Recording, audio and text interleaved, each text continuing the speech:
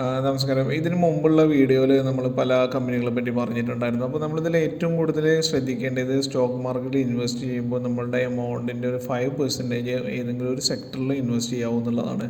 അതായത് ഇപ്പോൾ നമ്മൾ ഓയിൽ ആൻഡ് ഗ്യാസിൽ 5% ആണെങ്കിൽ മറ്റ് ഓട്ടോമോട്ടീവിൽ 5% അല്ലെങ്കിൽ മറ്റ് ഏത് ഫീൽഡിലും 5% കൂടുതൽ ഇൻവെസ്റ്റ് ചെയ്യരുതെന്നാണ് എക്സ്പേർട്സ് പറയുന്നത്. അതിൻ്റെ റീസൺ എന്ന് പറയുന്നത് നമ്മൾ ഏതെങ്കിലും ഒരു സെക്ടർ അപ്പാടെ താഴ്ന്നു പോയാലും നമ്മളുടെ ഇൻവെസ്റ്റ് ചെയ്യുന്ന എമൗണ്ട് അധികം അതിനെ ബാധിക്കരുത് എന്നുള്ള ഒറ്റ റീസൺ കൊണ്ടാണ് പറയുന്നത്. അപ്പോൾ ഇതിനു മുമ്പുള്ള വീഡിയോസിൽ പല കമ്പനികളെ പറ്റിയും പല സെക്ടേഴ്സിനെ പറ്റിയും പറഞ്ഞിട്ടുണ്ട്. അപ്പോൾ ഇന്നത്തെ വീഡിയോയിൽ പറയുന്നത് റിയൽ എസ്റ്റേറ്റുമായി ബന്ധപ്പെട്ടുള്ള ഒരു കമ്പനിയാണ്. കമ്പനിയുടെ പേര് വാലർ എസ്റ്റേറ്റ് എന്നുള്ളൊരു കമ്പനിയാണ്. കമ്പനിയുടെ 2007 ഇൻകോർപ്പറേറ്റ് ചെയ്ത കമ്പനിയാണ്. മുംബൈ ബേസ്ഡ് കമ്പനിയാണ്. ഇവർ മെയിനായിട്ട് റിയൽ എസ്റ്റേറ്റ് ബിസിനസ്, അതുപോലെ തന്നെ ഹോസ്പിറ്റാലിറ്റി ബിസിനസ്, ഇത്തരം കാര്യങ്ങളെല്ലാം ചെയ്യുന്ന ഒരു കമ്പനിയാണ്. 10,000 മുകളിൽ മാർക്കറ്റ് ക്യാപ്പുള്ള കമ്പനിയാണ്. അപ്പം ഈ കമ്പനിയുടെ ജസ്റ്റ് ഒരു ഓവറോൾ കാര്യങ്ങൾ പറഞ്ഞതിന് ശേഷം അവരുടെ ഒരു ഫിനാൻഷ്യൽ കാര്യങ്ങളിലോട്ടുകൂടെ പോയിട്ട് നമ്മൾക്ക് ഈ കമ്പനി എങ്ങനെ ഉണ്ടെന്നുള്ള ഒരു കാര്യത്തിലോട്ട് നമുക്ക് കൺക്ലൂഷനിൽ എത്താവുന്നതാണ്. അപ്പോൾ മെയിനായിട്ട് ഇവർ റിയൽ എസ്റ്റേറ്റ് ബിസിനസ്സാണ്.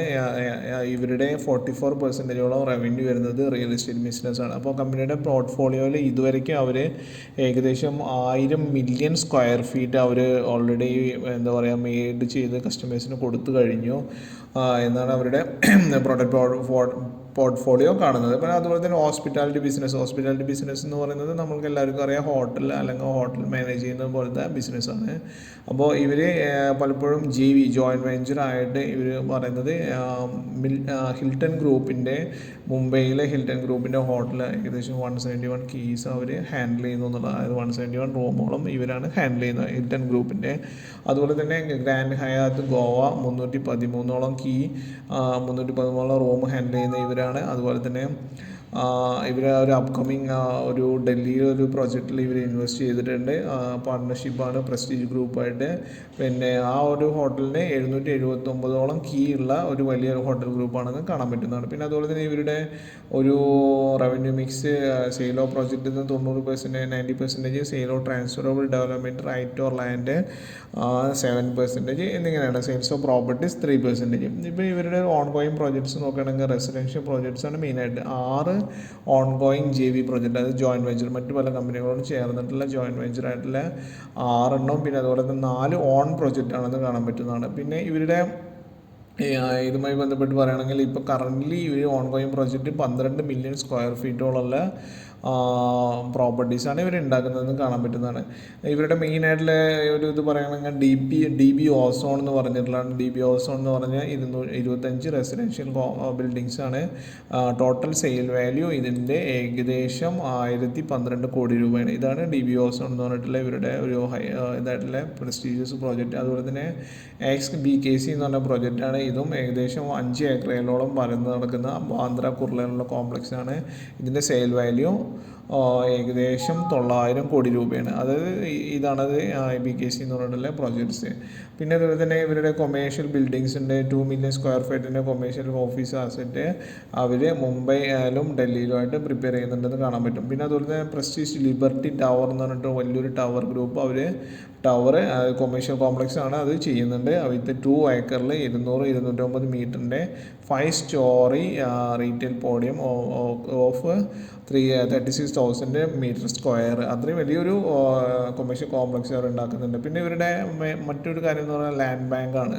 അതായത് ഇവർക്ക് എത്ര ഭൂമി ഉണ്ടെന്ന് 266.67 ഏക്കർ ഭൂമി, അവരുടെ ഏക്കർ ലാൻഡാണ് അവർക്ക് MMR ഉള്ളത്. MMR എന്ന് പറഞ്ഞാൽ മുംബൈ മെട്രോപൊളിറ്റൻ റീജിയൻ എന്നാണ്. മുംബൈയിൽ 266 ഏക്കർ എന്ന് പറയുന്നത് എത്ര ഹൈ ആണെന്നും നമ്മളുടെ ജസ്റ്റ് ഒന്ന് ചിന്തിച്ചാൽ തന്നെ അറിയാൻ പറ്റുവാണ്.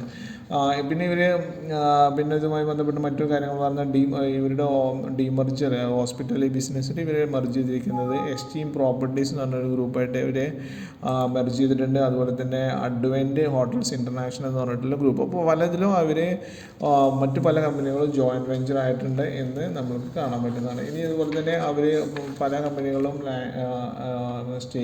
ഇക്വിറ്റി സ്റ്റേക്സ് അക്വയർ ചെയ്തിട്ടുണ്ട്.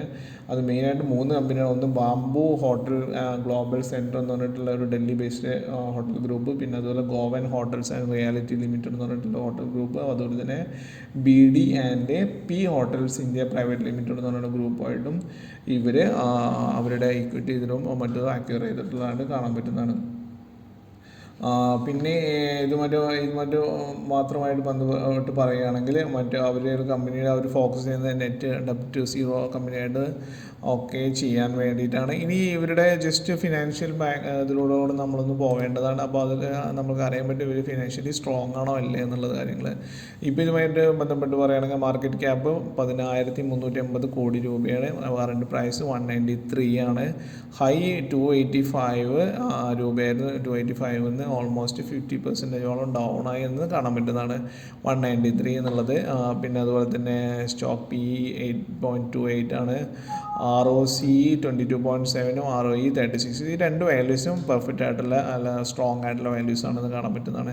പിന്നെ ഇതിൽ ജസ്റ്റ് പ്രൊമോട്ടർ ഹോൾഡിംഗ് 47% ഉള്ളൂ, 50% പോലും ഇല്ല എന്ന് അറിയാൻ പറ്റും. പിന്നെ അതുപോലെ പ്ലഡ്ജ് പെർസെൻറ്റേജ് 42. ഇതാണ് ഒരു കാര്യം ശ്രദ്ധിക്കേണ്ടത്. അതായത് ഇവർ സ്റ്റോക്സിൻ്റെ ഷെയർസും മറ്റു കാര്യങ്ങളും വെച്ചിട്ട് ലോൺ എടുത്തിരിക്കുന്നു എന്ന് കാണാൻ പറ്റുന്നതാണ്.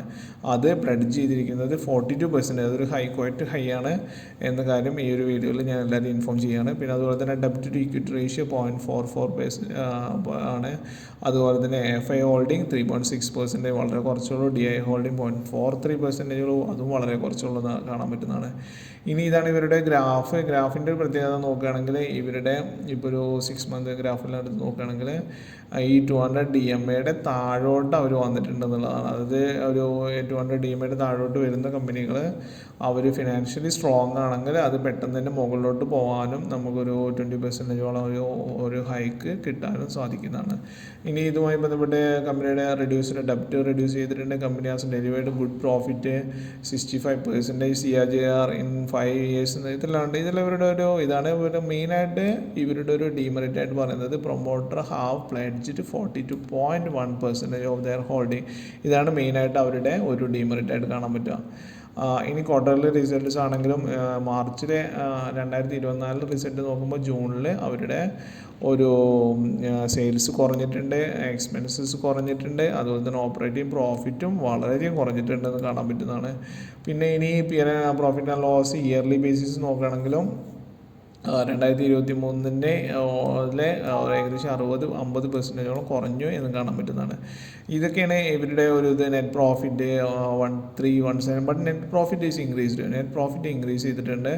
2023 അത് -90 ആയിരുന്നു, അതെല്ലാം ഇത് എഴുതുന്നുണ്ട്. ബട്ട് ടാക്സ് അവർ 2024 4% മാത്രമേ ചെയ്തിട്ടുള്ളൂ എന്നും നമുക്ക് കാണാൻ പറ്റുന്നതാണ്. അതിന് മുമ്പ് 85-ഉം 49% ചെയ്തിട്ടുണ്ടായിരുന്നെങ്കിലും ലാസ്റ്റ് ടൈമിൽ 40% ടാക്സ് മാത്രമേ അടച്ചിട്ടുള്ളൂ എന്നും കാണാൻ പറ്റുന്നതാണ്.